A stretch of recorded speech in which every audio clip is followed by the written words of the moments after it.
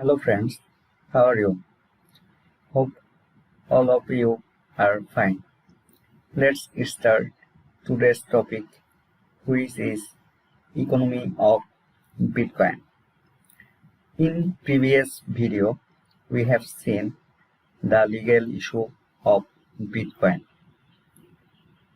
Let's start today's topic. And firstly, welcome to my channel News Seasons. I am really proud that all of you seeing my videos and like and share with your friends, and requesting again to please like, comment and share my videos to your friend and subscribe my channel. Let's start today's discussion about the economy of Bitcoin. Okay. Infrequently asked question. The first question is, how are Bitcoins created? We have to know that where Bitcoin is created, who invented the Bitcoins. We already have the discussion about that topic. So now let's see how are Bitcoins created. New Bitcoins are generated by a competitive and decentralized process called mining. This process involves that individuals are rewarded by the network for their services. Bitcoin miners are processing transactions and securing the network using specialized hardware and are collecting new Bitcoins in exchange. The Bitcoin protocol is designed in such a way that new Bitcoins are created at a fixed rate. This makes Bitcoin mining a very competitive business. When more miners join the network, it becomes increasingly difficult to make a profit, and miners must seek efficiency to cut their operating cost. No central authority or developer has any power to control or manipulate the system to increase their profit. Okay. Every Bitcoin node in the world will reject anything that does not comply with the rules it expects the system to follow. Bitcoins are created at a decreasing and predictable rate. The number of new Bitcoins created each year is automatically held over time until Bitcoin issuance halts completely, with a total of 21 million Bitcoins in existence. At this point, Bitcoin miners will probably be supported exclusively by numerous small transaction fees. Okay. Here we see the well description about Bitcoin creators. And now next question is, why do Bitcoins have value? Bitcoins have value because they are useful as a form of money. Bitcoin has the characteristics of money: durability, probability, fungibility, scarcity, divisibility, and recognizability. Okay, based on the properties of mathematics rather than relying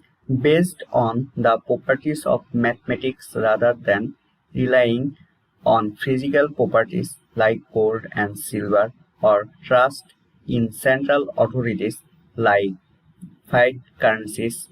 In short, Bitcoin is backed by mathematics.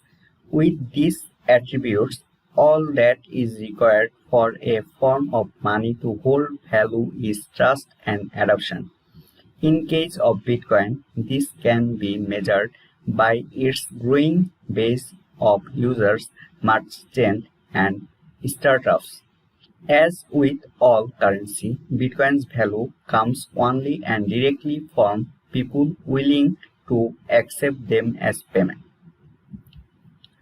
The third one is what determines Bitcoin price. Okay, the price of a Bitcoin is determined by supply and demand. When demand for Bitcoins increases, the prices increases, and when demand falls, the price falls. This is only a limited number of Bitcoins in circulation, and new Bitcoins are created at a predictable and decreasing rate, which means that demand must follow the level of inflation to keep the price stable. Because Bitcoin is still a relatively small market compared to what it could be, it doesn't take significant amounts of money to move the market price up or down, and thus the price of a Bitcoin is still very volatile. Okay, here is a chart about the Bitcoin price over time. The next one is, can Bitcoin becomes worthless? Yes, history is littered with currencies that failed and are not longer used, such as the German mark during the Weimar Republic and more recently the Zimbabwean dollar. Although previous currency failures were typical due to hyperinflation of a kind that Bitcoin makes impossible, there is always potential for technical failures, competing currencies, political issues, and so on. As a basic rule of thumb, no currency should be considered absolutely safe from failures or hard times. Bitcoin has proven reliable for years since its inception, and there is a lot of potential for Bitcoin to continue to grow.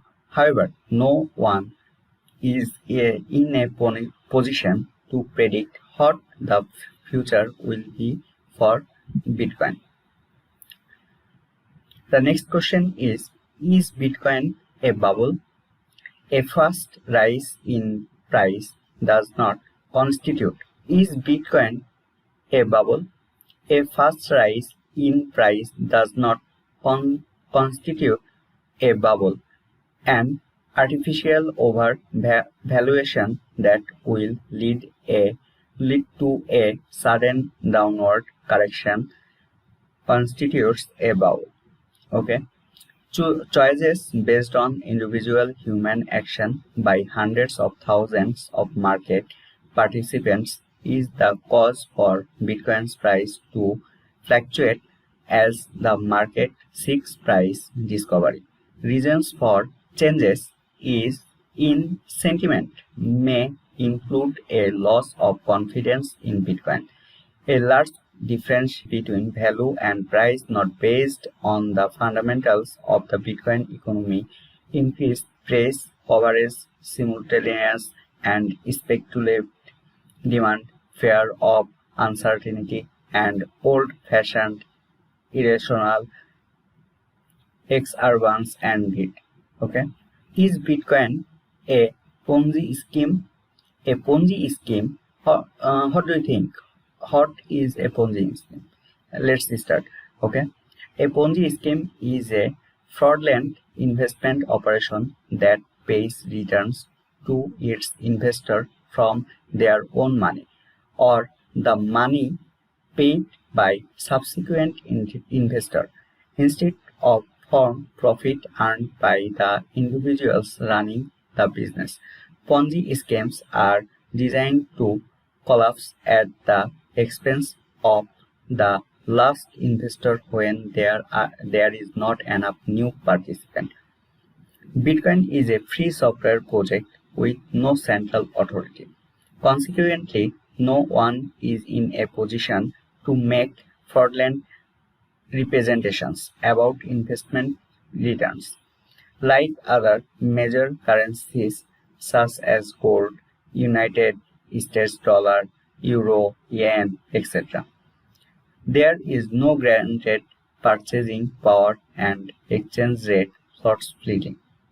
This leads to volatile where owner of bitcoins can unpredictably make or lose money. Okay. Beyond speculation, Bitcoin is also a payment system with useful and competitive attributes that are being used by thousands of users and business. Doesn't Bitcoin unfairly benefit early adopters? Let's see. Some early adopters have large numbers of bitcoins because they took risks and invested time and resource in a unproven technology that was hardly used by anyone and that was much harder to secure properly. Many early adopters spent large number of bitcoins quite a few times before they became valuable and bought only small amounts and didn't make huge gains. There is no guarantee that the price of a Bitcoin will increase or drop. This is very similar to investing in an early startup that can either gain value through its usefulness and popularity or just never break through.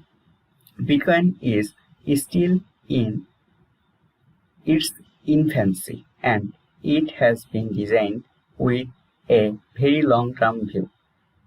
It is hard to imagine how it could be less based towards early adopters and today's user may or may not be early adopters of tomorrow.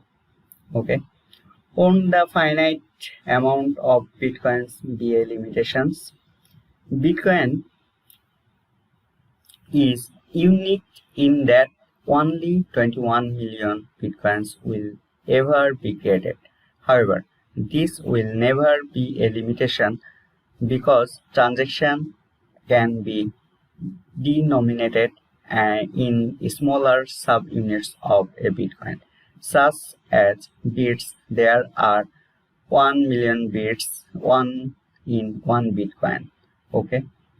Bitcoins can be divided up to 8 decimal places and potentially even smaller units if that is ever required in the future as the average transaction size decreases. The next one is, won't Bitcoin fall in a deflationary spiral? Okay.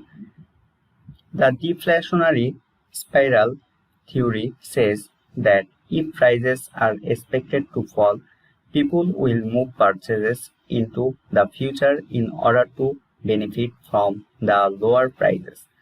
That fall in demand will in turn cause merchants to lower their prices to try and simulate demands, making the problem worse and leading to an economic depression.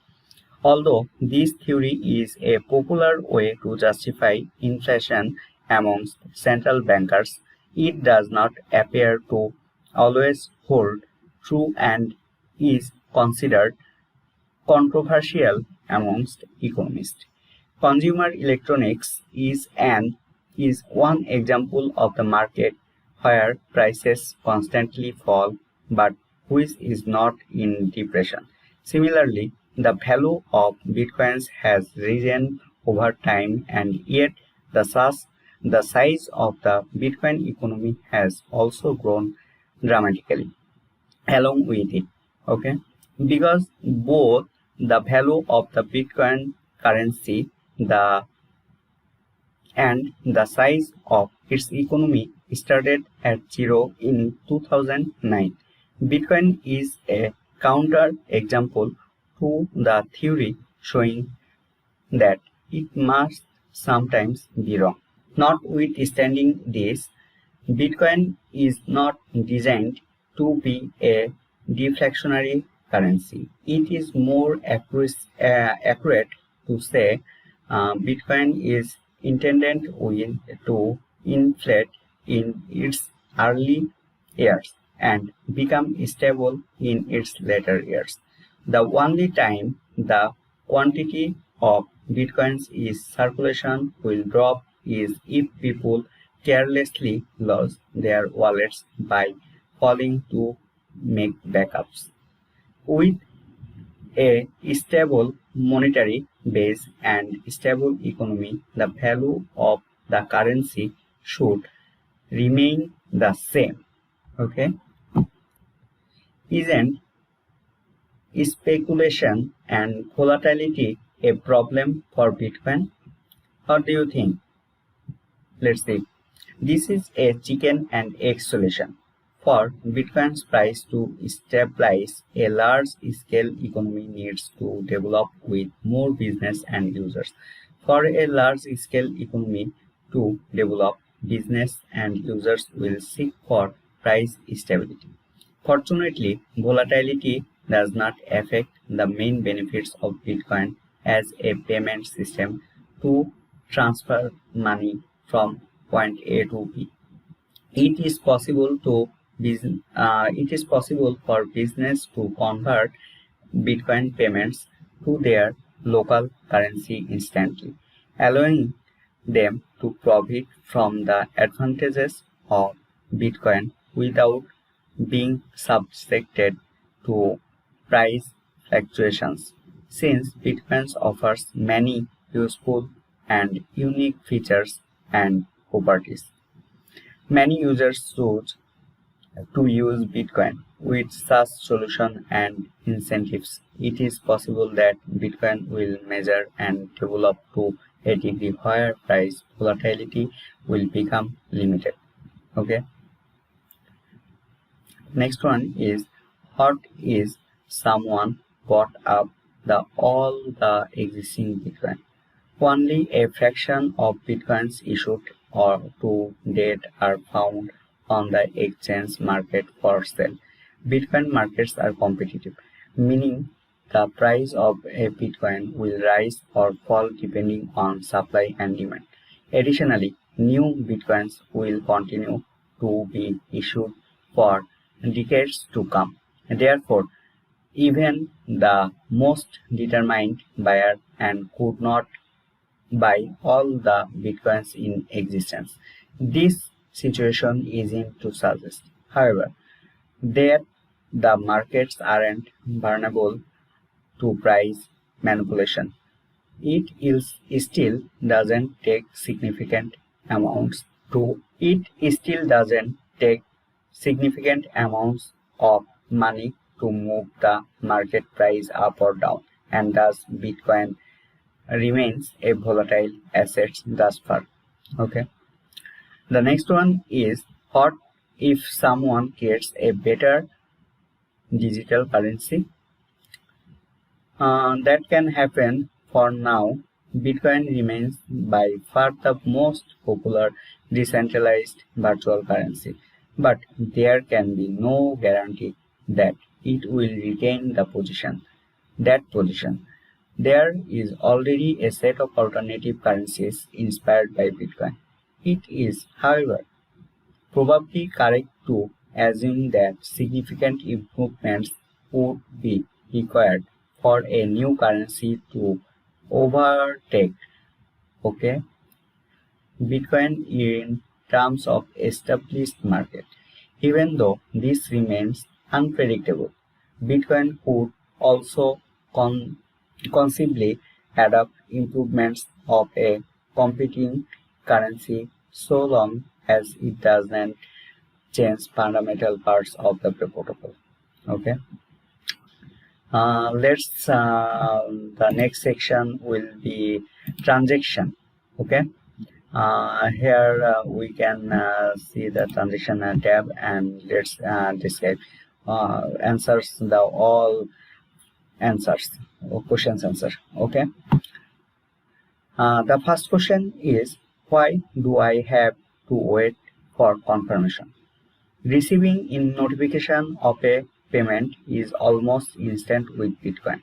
However, there is a delay before the network begins to confirm your transaction by including it in a block. Okay, a conversation means that there is a consensus on the network, and the Bitcoin you received haven't been sent to anyone else and are considered your property. Once your transaction has been included in one block, it will continue to be stored under every block after it, which will exponentially consolidate this consensus and decrease the risk of reserved transaction. Each confirmation takes between a few seconds or 90 minutes, with 10 minutes being the average. If the transaction pays too low a fee or is otherwise atypically, atypical, getting the first confirmation can take much longer. Every user is free to determine at what point they consider a transaction sufficiently confirmed. But 6 confirmation is often considered to be as safe as waiting 6 months on a credit card transaction. Okay, let's see what the 6 confirmation of uh, here is 6 confirmation of your uh, transferring. The first is securing your wallet. Bitcoin price is volatile. Bitcoin payments are irreversible. Bitcoin is not anonymous. Unconfirmed transactions aren't secured. Bitcoin is still experimental. Government taxes and regulation. We already described these points. Let's continue. How much will the transaction fee be? Transaction can be proceeded without fees, but trying to send free transaction can require waiting days and weeks. Although fees may increase over time, normal fees currently only cost a tiny amount, but default all Bitcoin wallets. Here a link. What are the Bitcoin wallets? Let's see. What are the Bitcoin wallets? Next, we will see it later. Let's continue. Um, by default, all Bitcoin wallets listed on bitcoin.org add what they think is an appropriate fee to your transaction. Most of these wallets will also give you chance to review the fee before sending the transaction. Transaction fees are used as a protection against users sending transactions to overload the network and as a way to pay miners for their work helping to secure the network.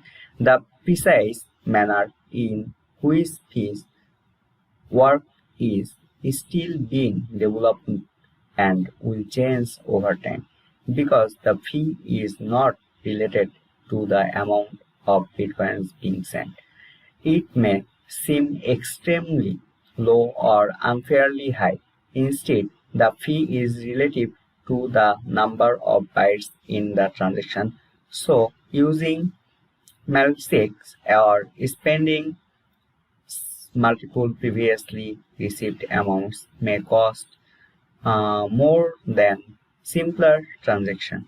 If your activity follows the pattern of conventional transaction, you won't have to pay unusually high fees. Okay. The next one is, what if I receive a Bitcoin when my computer is powered off? Uh, and this work fine. And the Bitcoin will appear next time you start your wallet application. Bitcoins are not actually received by the software or your computer. They are appended to a public ledger that is shared between all the devices on the network. If you are not sent bitcoins when your wallet client program is not running and you later launches, it will download blocks and catch up with any transaction it did not already know about, and the bitcoins will eventually appear as if they were just received in real time. Your wallet is only needed when you wish to spend bitcoins. Uh, the last question of transaction section is, what does synchronizing mean and why does it take so long?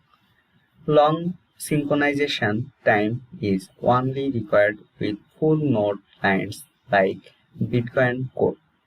Technically speaking, synchronizing is the process of downloading and verifying all previous Bitcoin transactions on the network. For some Bitcoin clients to calculate the spendable balance of your Bitcoin wallet and make new transactions, it needs to be aware of all previous transactions. This step can be resource intensive and requires sufficient bandwidth and storage to accommodate the full size of the blockchain. For Bitcoin to remain secure, enough people should keep using full node clients because they perform the tasks of validating and realigning transactions.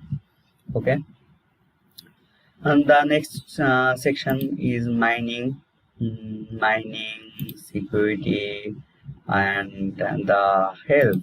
Okay, today we end up our discussion. Uh, let's wait for next videos.